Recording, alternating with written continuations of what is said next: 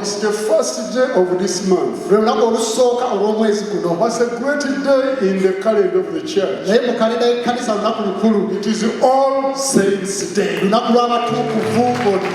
And this church is called All Saints Cathedral.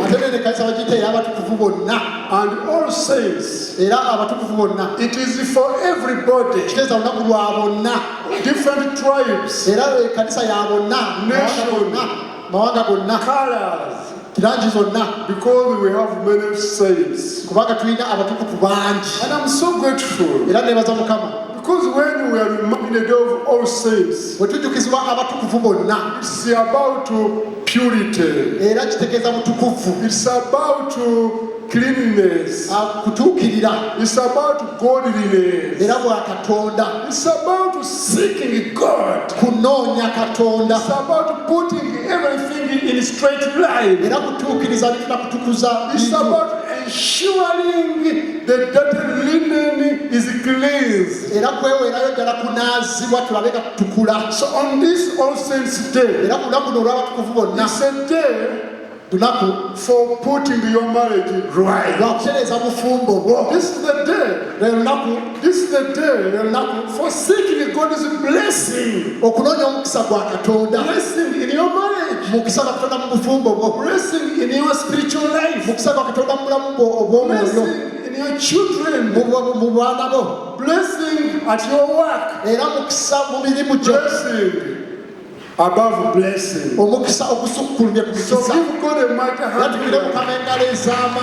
And today is the day which year has gone record. There are some women here who have been given a long probation.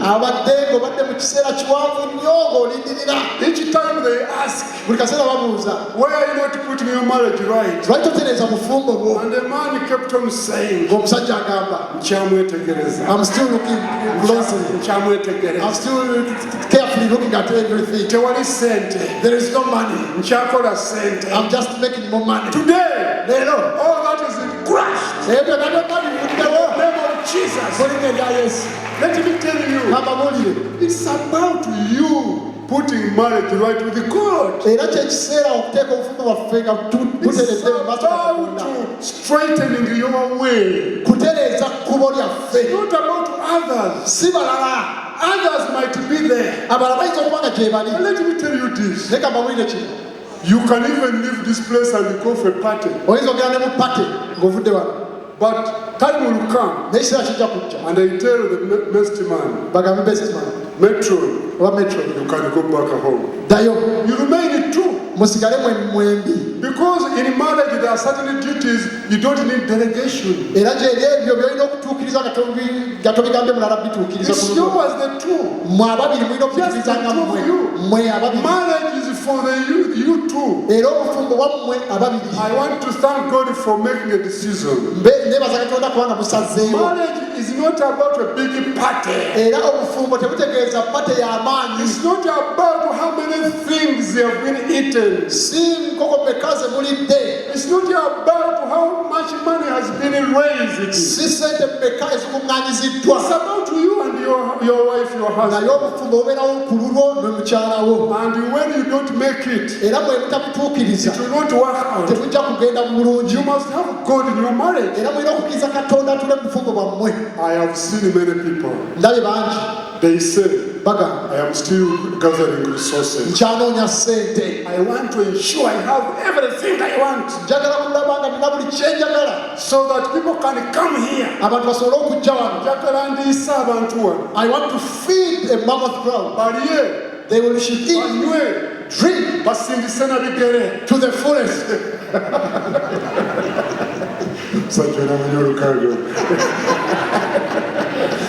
But that's not the marriage. It's about you and your husband, your wife, God being in the middle. That's the most important thing. A humble beginning.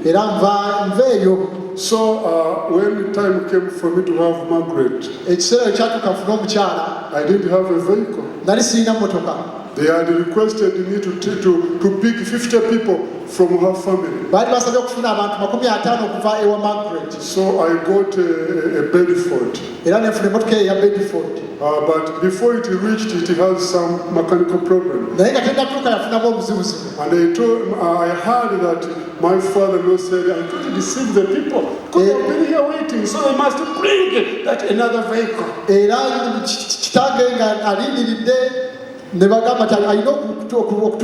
It didn't work out. I am a choir member. My wife was a choir mistress. And I was also a choir leader in another church. So 2 choirs were supposed to be there. There wasn't any transportation. So we ended up going to that wedding. There was no choir. And yet we are always singing to other people's weddings. And I ended up that there was no cake. We got the tip-top bread. And we cut it. And we ended up, eating it. There wasn't soda. But there was juice. This juice, the banana juice. And we put it in the bottles of Coca-Cola, Fanta. And there was embaga and twists, there were Gnuts. And I would see people getting the popcorns and putting in the gomesi. And I would say, is it really enough? They would get even the popcorns. The wedding was done. 7th January next year. We are going to be celebrating 40 years in marriage. It's not about what you the cake, the big cake. It's not about the suit. It's not about the wedding dress. It's about you. Do you love your wife? Do you love your husband?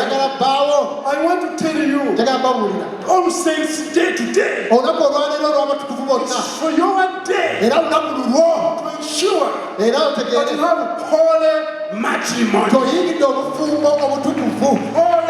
matrimony on this All Saints Day. And this is your marriage. Let me tell you, you never go back and say, because you are blessed. There are those who are together.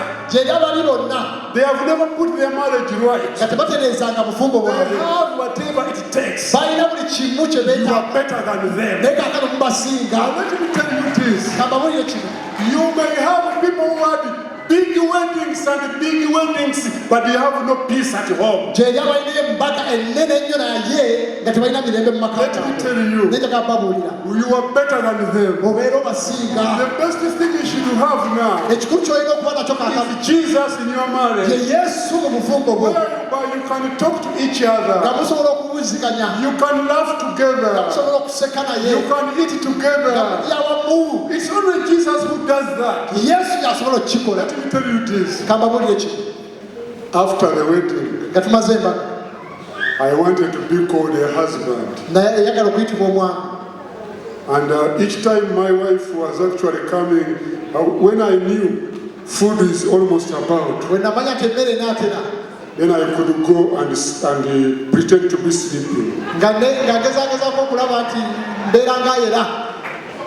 then she could come. My husband, food is ready. Food is ready. One year I pretended to be. And I could feel good omusajja bufumbo. But after 1 month, Jesus touched me. Yes, When my wedding is January, in March I actually crashed. It turned the whole story. Now I had to confess to her. I had to go and even prepare the plates when the food is almost arrived. I learned to make a bed. So I could not compete with her. She could make it nicer than me. God changed everything. Because I got married before accepting Jesus Christ. So there were some ladies who were looking at me. These were almost 40 years ago. If I'm still handsome, how was I 40 years ago? Now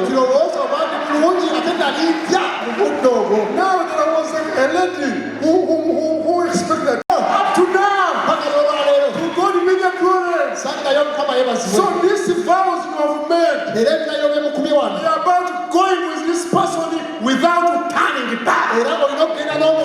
It's about telling all other men and women, I will never come back. Because of Jesus. Because of Jesus.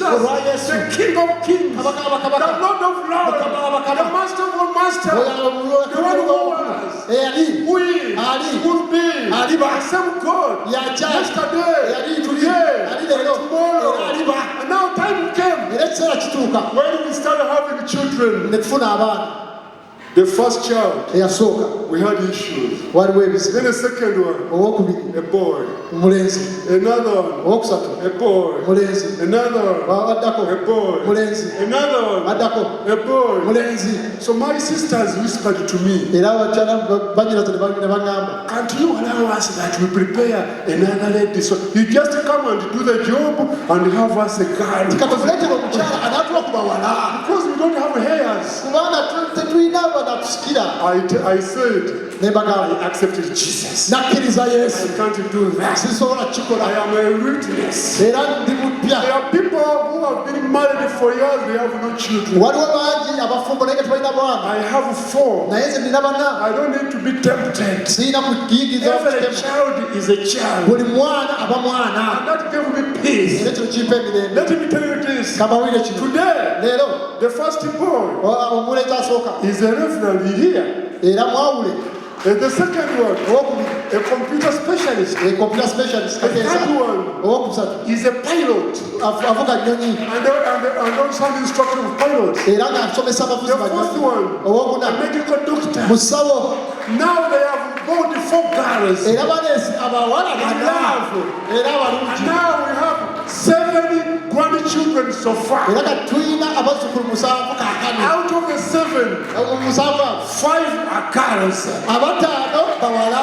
And 2 are boys. But they are still continuing. Let me tell you this. You shouldn't be diverted because of children. The important thing is about love for each other. Love for each other.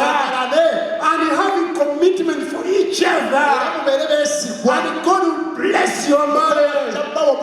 Even this time, when marriage is under attack, marriage is under attack. Homosexuality, lesbianism, transgender, all those kind of things. Queer. But God is calling us to stick to God and love one another. The message today from 1 Corinthians chapter 13, your message, love one another, forgive one another, tolerate one another, you be with one another, for better, for worse, for richer, for poor, in health and sickness. This is is the vows you have made. I want to request you. Go with God in your marriage. Hebrews chapter 12. Now we have a cloud of witnesses. Let us put off every weight in us, having our eyes focused on Jesus, the perfecter of our faith. Your marriage, have your eyes focused on Jesus. Praying every morning, reading scripture, confessing to one another. Have your eyes on Jesus, the perfecter of your marriage, not any other, not any other.